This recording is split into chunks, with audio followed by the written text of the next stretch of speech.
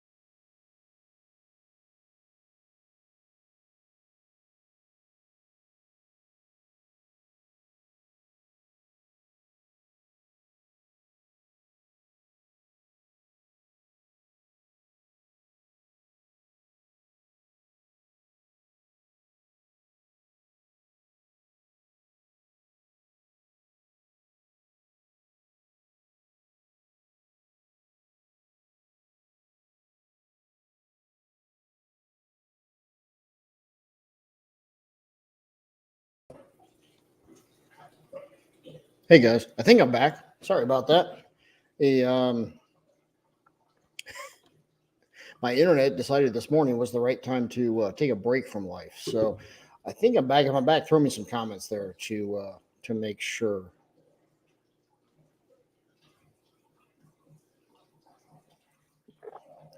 Had to go up and restart the router, which is, of course, nothing that happens when Rich is around because he's the grand master of all in the world. All right, tell you what, I'm going to plow forward here, and it'll still be available out there for later. I don't know what happened with the coin members area. It would not let me access that, even though Rich gave me access to StreamYard. So, all right, see, Bruce is on from Michigan, so hopefully I'm back and live here. Let me know for sure.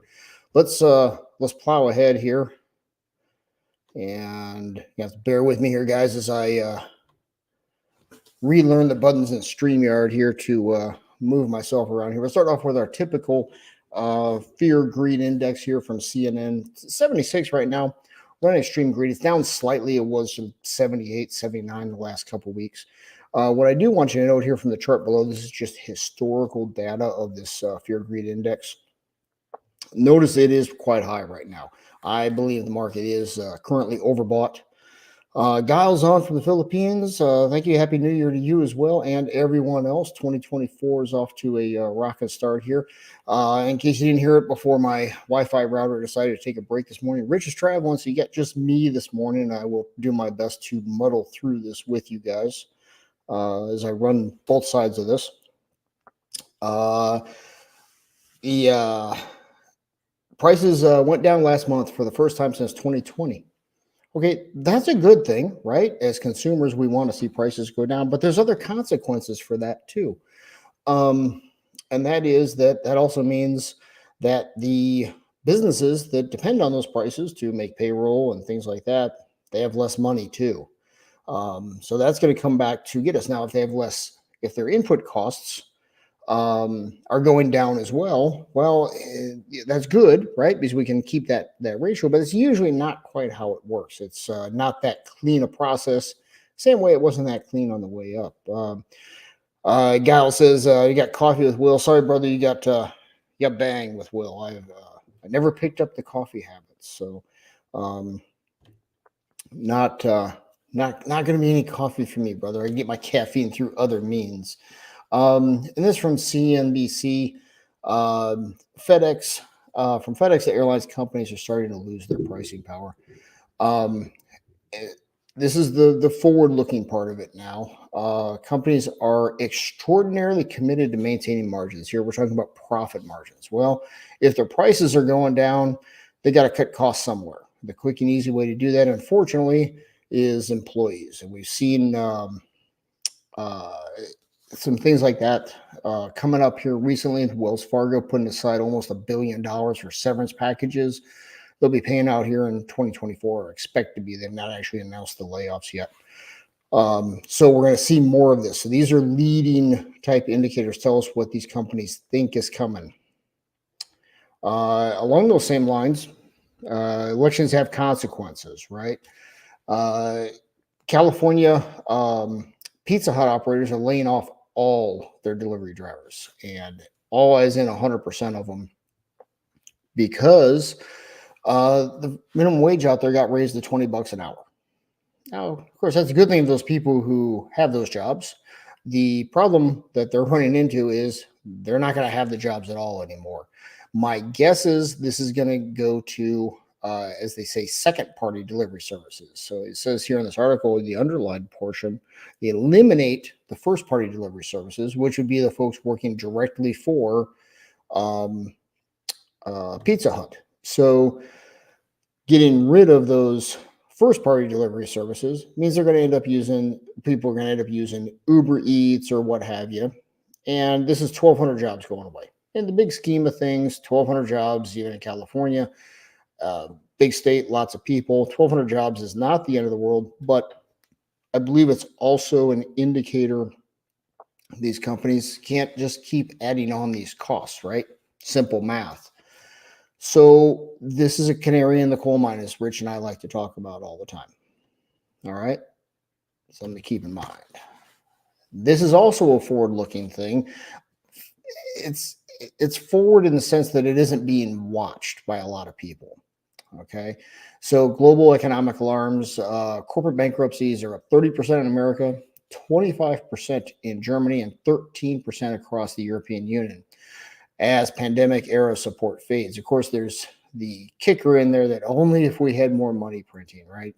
Well, then we get the inflation, right? So, as reported in the Financial Times on Monday, which was a week ago Monday, 30% upsurge in corporate insolvencies in the United States. Here's the big thing: reversal of the trend of a decline the last decade. Well, let's remember the last decade takes us back really 2013, right? Well, that was the bottom of the aftermath of the GFC. Now, see, we got gold member in the house. Welcome, Razmik. Um, Guile, thanks for the input here. It says he's got relatives from California. They're visiting him currently in the Philippines, and people all over California are losing their jobs. Yeah. Uh, Bad deal for those folks, but unfortunately, we could see this coming for quite some time, right? So, um, this is just continuation of the whole business cycle, economic cycle. But this time was going to be different. Just like for those of us old enough to remember the GFC, that time was different. Housing prices could never go down. Speaking of that, so that trend with the GFC bottomed out in 2012, 2013. Bankruptcies, peaked in the GFC and the aftermath of it, and been declining ever since. Well, the time series we look at matters, right? So it's really easy to go, well, for the last decade, bankruptcies have been going down. Well, yeah, because the system is getting more and more stretched. Just standard business cycle stuff here, right? So this is not a surprise at all to those of us who've been following this, like all you guys that are our regular watchers here. All right. It reached an 8-year high in Europe. Again, continuing that same trend. So something to watch. You won't see a lot of it at this point because it's going to be your typically smaller, weaker companies. So this is not going to be all over the news yet until big employers start going out, right? Razmik here. SB2 went into effect in California. Restrictions added to CCW. I did see that last night. Razmik, correct me if I'm wrong because I'm not really up on it. The details of it. Basically, you can't conceal carry basically in any public place. Is that the gist of it? Which, of course, I don't know if that's going to pass constitutional muster. I assume that's going to get kicked up to the Supreme Court. What we got here is new orders. So this is from the Philly Fed through Trading Economics. This is a forward-looking thing. So this is businesses reporting new orders that they're getting. This would go on their order book, right? You'll notice that's been in a downward trajectory since sometime in late 21, right? So this is another forward-looking thing. So this is something that the businesses are seeing. So they're cutting costs, like we've seen through FedEx and a lot of other places. So the businesses, even though their current profit reports, their current earnings reports are decent, they're seeing the new orders decline, and they're reacting to that now. So they're seeing information that the rest of us cannot see. So this is important stuff for us to pay attention to if you're playing the market or have a business looking to protect your family from these things. These are not happy indicators. Along those lines, and I'll back this one up. Survey of small business owners shows a credit crunch is hindering growth. This comes to us from Goldman Sachs. This one gets a little wordy here, guys, so bear with me. 78% of small business owners are concerned about their ability to access capital, and only 29% say they can afford to take out a loan given current interest rates. Only a fourth, basically, less than a third, can afford to take out a loan given current interest rates. Well, that means if they see a dip in business and need some liquidity to keep that cash flow going to get through a slow period, which I think is going to continue, or they're looking to expand, they can't do that. And along those lines, 85% of them say that if access to capital continues to tighten, it will impact their growth forecast. So they're not going to be able to grow their business as much. 67% say they will halt expansion plans if credit continues to tighten. So we're seeing more and more of this stuff, guys. And here's the big one, the bottom line here, in more ways than one. 21% would close their business if the credit market continues on this trajectory. Now, those of you who have been watching for a while know that my wife and I own a business. We're in the process of shutting that down. She's retiring. And it's been a great run, 20-something years of that. She's been very successful. It's been all her, very little of me. But we've seen this. We had a number of people interested in buying it, and the banks have cranked down the lending standards to the point of, I think, ridiculousness. Of course, I say that because I wanted people to buy the business, but that is definitely what we are seeing out there. You guys seen anything out there with this stuff? There's all kinds of tightening going on. We haven't gotten to the GFC portion yet, where banks are reducing credit card. That's what I'm looking for. Limits. We're seeing some very anecdotal stuff with that, but I'm guessing that's more your really risky folks out there. Not so much a wide mainstream change yet. All right, so that takes care of our economic stuff. It's continuing. I think we're going to see it accelerate in the stock market here since it's the first of the year. There's going to be some to a lot of people who made a lot of money last year on certain stocks. They're waiting to sell out of that stuff till the first of the year, because now they don't have to pay the taxes on that until April of 2025. So we'll see how this shakes out, because the stock market is, in my opinion, very overbought right now. So we'll see how that shakes out. Domestic stuff here, guys, from the Wall Street Journal. Surge of migrants heading north has Chicago and New York at the breaking point. I got to admit, maybe, I don't know, maybe it makes me not a nice person, but I chuckle when these cities that were sanctuary cities that chastised the southern states for not doing enough, not being tolerant enough, not being loving enough. Suddenly, when it's their checkbook and their folks being inconvenienced, suddenly now we have to do something. And this first line in this is just mind-boggling to me. They said that for many months we were able to keep the visualization of this crisis from hitting our streets. So in other words, as long as nobody can see it, it really doesn't matter. I thought that was just a terrible thing to say, and that was from Mayor Eric Adams of New York City. And so this crisis, and I say that with air quotes here, is costing that New York City about $5 billion this fiscal year. And they're after beginning to cut other services for that. Well, come on, you guys are all about the taxes and, doing everything you can for everybody. Well, there's limits, just like these southern states have been, and southern states and cities have been saying for years, they can only do so much. But where this is going to come in is we're in an election year now, right? As of today, it's an election year. So this is going to start to matter. These people are going to be angry and they're going to vote. So it's going to be really interesting to see how this plays out. We're also seeing Chicago and New York for sure have enacted laws about bringing buses of people in from Texas. And that clearly violates the Constitution. But these busing companies don't want to deal with, the fines and then waiting for it to work its way through the courts.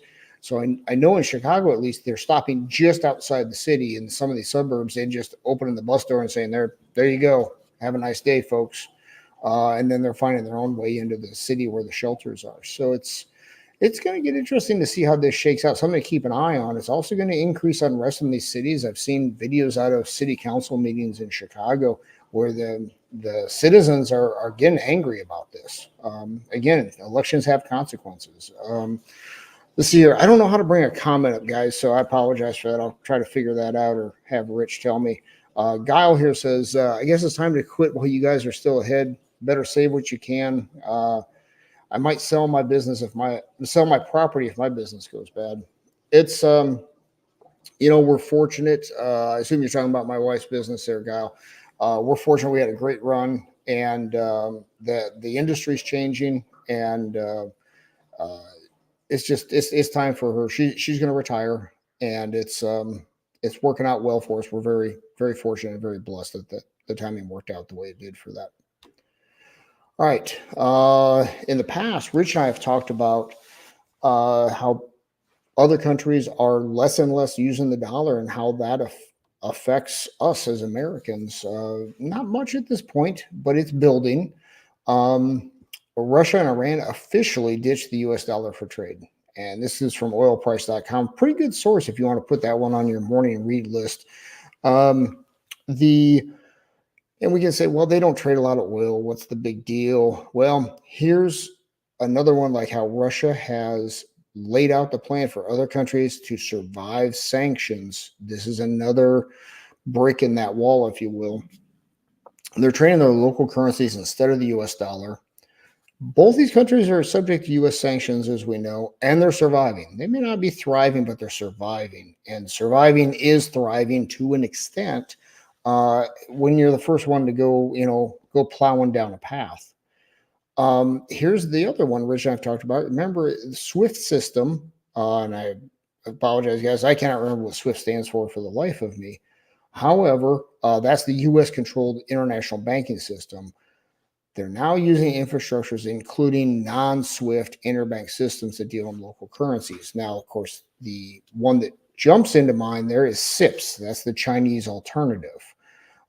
This is also where crypto could come in at some point. I'm not sure how big a player that is right now, but there's not enough liquidity out there, I don't think, in the crypto system yet for that, but it's going to start driving that stuff.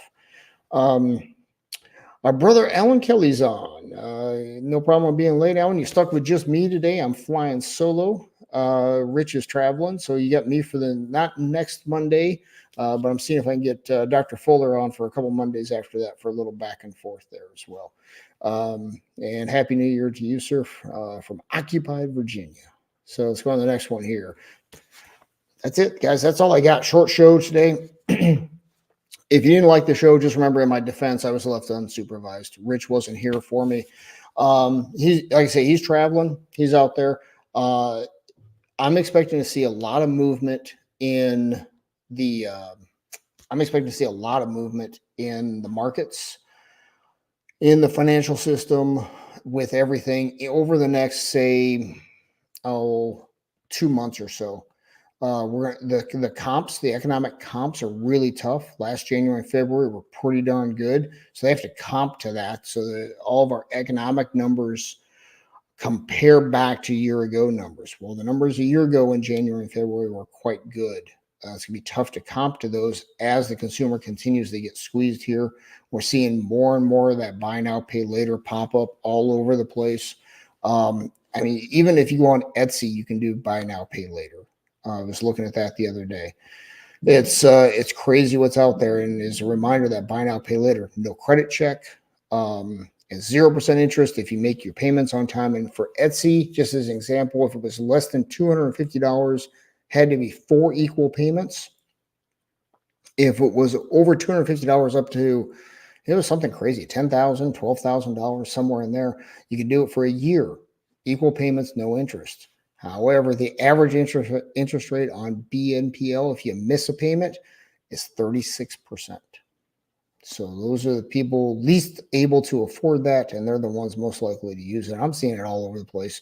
I've talked about before, I'm a gearhead. I'm ordering an engine for one of my cars, and you can do a firm right on the engine maker's website, which is another buy now, pay later outfit. So watch that buy now, pay later. Look for it out there.